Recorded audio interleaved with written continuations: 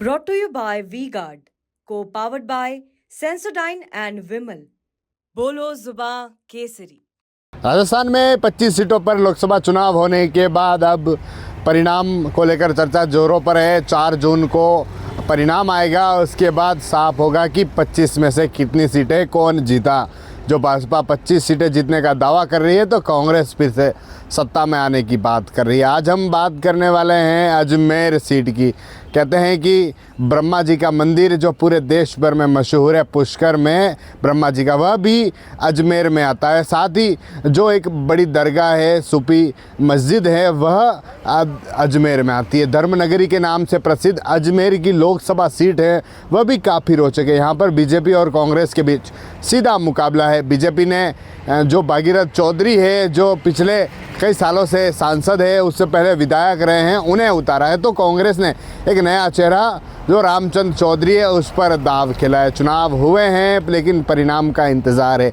जो अजमेर सीट है उस पर जो कैंडिडेट उतारे हैं, भागीरथ चौधरी की बात करें तो जो भागीरथ चौधरी हैं वो पिछले कई सालों से राजनीति में एक्टिव हैं, कई बार सांसद रहे हैं, विधायक रहे हैं और फिर से पार्टी ने उन्हें मौका दिया है। जैसे एक बार चर्चा चल रही थी कि जो भागीरथ चौधरी है उनकी जगह पार्टी टिकट बदलेगी और नए चेहरे को लाएगी, लेकिन पार्टी ने फिर से उन्हें टिकट दिया तो सभी चौंक गए।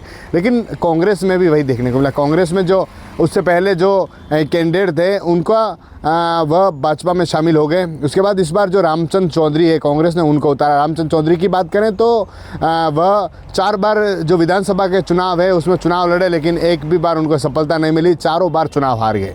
उससे पहले करीब 30 सालों से जो उदयपुर जो अजमेर में दुग्ध उत्पादन डेयरी है उनके अध्यक्ष है और उन पर उनका कब्जा है।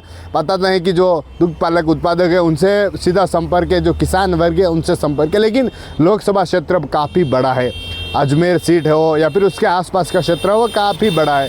जो वासुदेव देवनानी है, जो विधानसभा अध्यक्ष है, जो विधायक अनीता बघेल है, वह उसी अजमेर लोकसभा से आती है और रोचक मुकाबला है। जो जिस पर देखें तो जातिगत समीकरण को देखते हुए जो दोनों पार्टियां, उन्होंने जातिगत समीकरण देखा दोनों ने, क्योंकि वहाँ पर जाट समाज हो, गुज्जर समाज हो, मुस्लिम समाज हो, एससी समाज हो, वह निर्णायक होता है। इसीलिए जो दोनों पार्टियां हैं उन्होंने जो जाट चेहरा है, गुज्जर चेहरे हैं, उनको देखा है। दोनों जो चेहरे हैं, भागीरथ चौधरी हो या फिर जो रामचंद्र चौधरी हो, उनको इसीलिए मैदान में उतारा जिससे कि कहीं न कहीं जो सबसे अधिक वोट हैं जाट समाज के, उनको साधा जा सके, कहीं न कहीं उनको पार्टियां पूरी तरह से साथ में लाया जा सके। इसीलिए दोनों पार्टियों ने जो जाट समाज के चेहरे हैं उनको चुना है और उसके बाद अब चर्चा हुई। चुनाव हुए हैं, करीब जो मतदाता थे उन्होंने वहाँ पर वोट डाले और अब चर्चा चल रही कि कौन जीतेगा।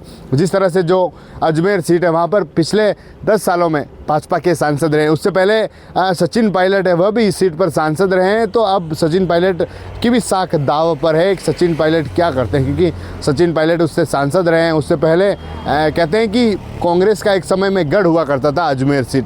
पिछले कई समय से कांग्रेस के जो सांसद है वहाँ पर रहे, लेकिन जैसे जैसे समय बदला भाजपा ने उस सीट पर अपना कब्जा कर लिया।